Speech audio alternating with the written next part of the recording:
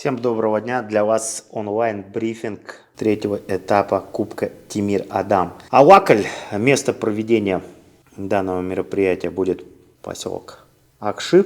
Данное мероприятие пройдет на территории отеля Коктем Гранд Resort. 11-12 июня запланировано это мероприятие. 11 июня с 17:00 до 19 будет производиться регистрация и выдача стартовых пакетов для атлетов категории Pro и Age Group. Выдача и регистрация будет проводиться на территории отеля Коктем Гранд Resort. 12 июня соревновательный день. В 8 утра, 8:00 открытие транзитной зоны категории Pro и Age Group.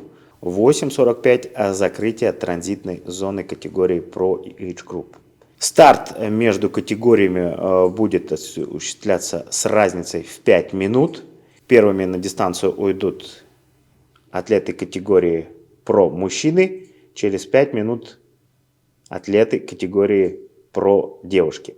В 9 часов 10 минут старт категории Age Group. Напоминаю, что дистанция у нас спринт.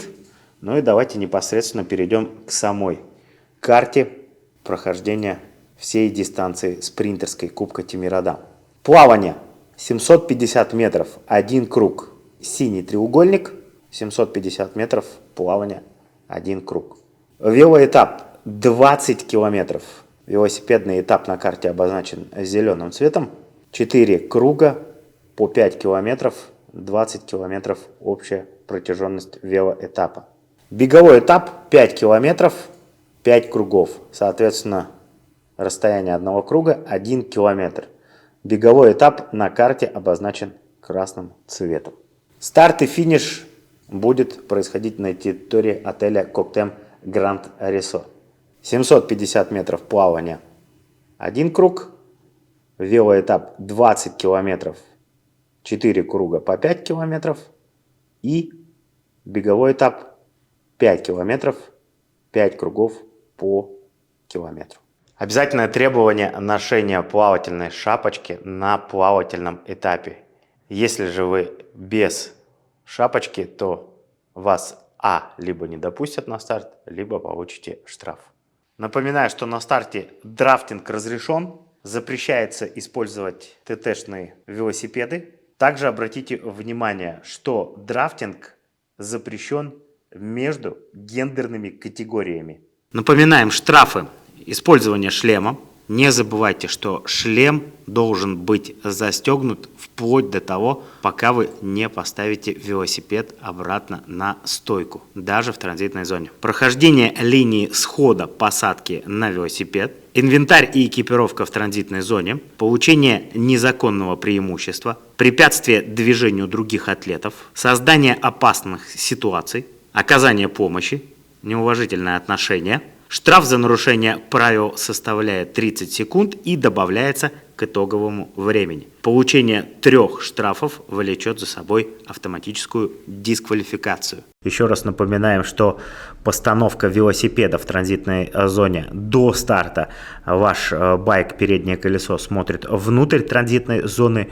По итогам выступления велоэтапа, по завершению велоэтапа, переднее колесо смотрит наружу при постановке вашего байка в транзитной зоне.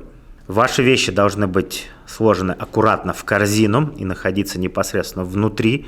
Все, что будет находиться за пределами корзины, будет караться штрафными секундами, которые будут плюсоваться к вашему итоговому результату. Все ненужные вещи, которые непосредственно не понадобятся вам в ходе гонки и не нужны вам по ходу дистанции, вы можете убрать в камеру хранения, которая будет располагаться на стартовом городке для вашего удобства и размещения ваших вещей и личной атрибутики. Что касается чипа, то не забываем, чип – это ваш основной датчик, ваш основной сигнал, по которому фиксируется время старта и время финиша. Чип должен быть закреплен на левой ноге, на лодыжке левой ноги. Зона передачи и место передачи эстафета будет указано на месте старта главным судьей Михаилом Кузнецовым в день гонки. Обращаю ваше внимание на то, что так как по 2 раза будут задействованы и велосипедист, и бегун, Очень внимательно нужно велосипедисту отнести передачи эстафеты. Велошлем и велотуфли должны оставаться в транзитной зоне в момент приема или передачи эстафеты. Велотуфли либо в корзине, либо на байке. К вашему вниманию предоставляется таблица пользования гидрокостюмов. Обратите, как определяется эта норма, разрешено или не разрешено пользоваться гидрокостюмом. На длинных дистанциях до 1500 метров запрещается, если температура воздуха выше 22 градусов, обязательно, если ниже 15,9. Если дистанция 1500 и длиннее 24,6 и выше температура, тогда гидрокостюм запрещен. 15,9 и ниже, тогда гидрокостюм обязателен. Предоставляем следующую таблицу для вашего изучения и ознакомления, в случае чего может быть сокращена или даже отменена, соответственно, с правилами данной таблицы, водная дисциплина. Обратите внимание, первый столбик – исходная дистанция, дальше идет температура воды.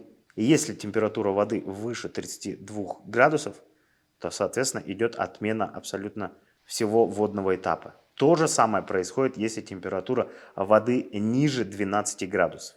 Ну а дальше уже, исходя из каждой таблицы, из каждого столбика, вы можете увидеть, во сколько раз дистанция либо сокращается, либо остается, если температура воздуха на данный момент выглядит следующим образом. Ну и для того, чтобы понимать, как определяется температура воды в день гонки, предоставляем к вашему вниманию таблицу для определения температуры воды. Определяется она путем соотношения температуры воздуха и температуры воды. Давайте возьмем самый простой пример. Верхняя строчка горизонтальная, температура воздуха. К примеру, температура воздуха на момент старта составляет 10 градусов. Теперь обращаю внимание на столбик вертикальный, температура воды.